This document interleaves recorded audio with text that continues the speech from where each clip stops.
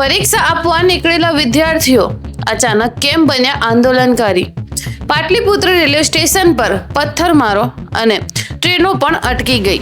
પોલીસને કરવો પડ્યો હસ્તક્ષેપ. આખરે આ બવાલ પાછળનું સાચું કારણ શું હતું?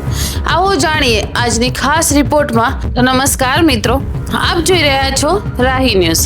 તો વાત એમ છે કે બિહારના પાટલીપુત્ર રેલવે સ્ટેશન પરથી એક ચોંકાવનારી ઘટના સામે આવી છે, જ્યાં હજારો પરીક્ષાઓની ભીડ વચ્ચે અચાનક હંગામો મચી ગયો અને વાત પથ્થરમારા સુધી પહોંચી ગઈ.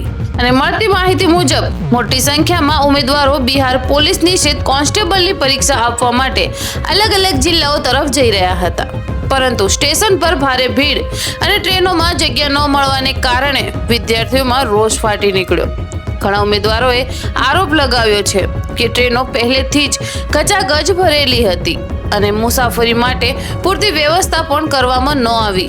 આ દરમિયાન કેટલાક વિદ્યાર્થીઓએ ટ્રેન રોકવાનો પ્રયાસ કર્યો અને વધારાની સ્પેશિયલ ટ્રેન ચલાવવાની પણ માંગ કરી. અને જોતજોતામાં સ્થિતિ બગડવા લાગી. સ્ટેશન પર ભારે હોબાળો મચી ગયો. કેટલાક સ્થળોએ પથ્થરમારાની ઘટનાઓ પણ સામે આવી છે, જેના કારણે રેલવે સંપત્તિને નુકસાન થયું હોવાનો અહેવાલ છે.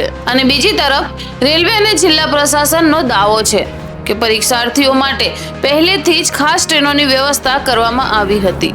અધિકારીઓનું કહેવું છે કે ભીડમાં કેટલાક અસામાજિક તત્વો પણ ઘૂસી ગયા હતા, જેના કારણે પરિસ્થિતિ વધુ ઉગ્ર બની ગઈ અને સ્થિતિ કાબુ બહાર જતા જોઈને પોલીસ અને આરપીએફના જવાનોને તાત્કાલિક ત્યાં તૈનાત કરવામાં આવ્યા. આ ઘટનાને કારણે થોડા સમય માટે ટ્રેન વ્યવહાર પણ પ્રભાવિત થયો હતો.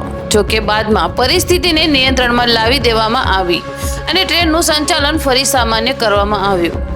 હવે સૌથી મોટો સવાલ એ છે કે જો પરીક્ષાર્થીઓ માટે પહેલેથી જ વ્યવસ્થા કરવામાં આવી હોત તો આટલો મોટો હોબાળો કેમ થયો? શું ખરેખર વ્યવસ્થા ઓછી હતી કે પછી કેટલાક તત્વોએ સમગ્ર મામલાને ઉગ્ર બનાવ્યો?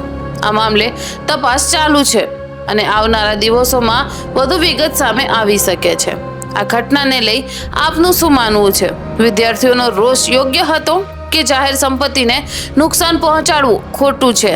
તમારો અભિપ્રાય કમેન્ટ બોક્સમાં જરૂરથી જણાવજો. અને હું છું હિના સોલંકી અને તમે જોઈ રહ્યા હતા રાહી ન્યૂઝ, સમાચારની સાચી દિશા.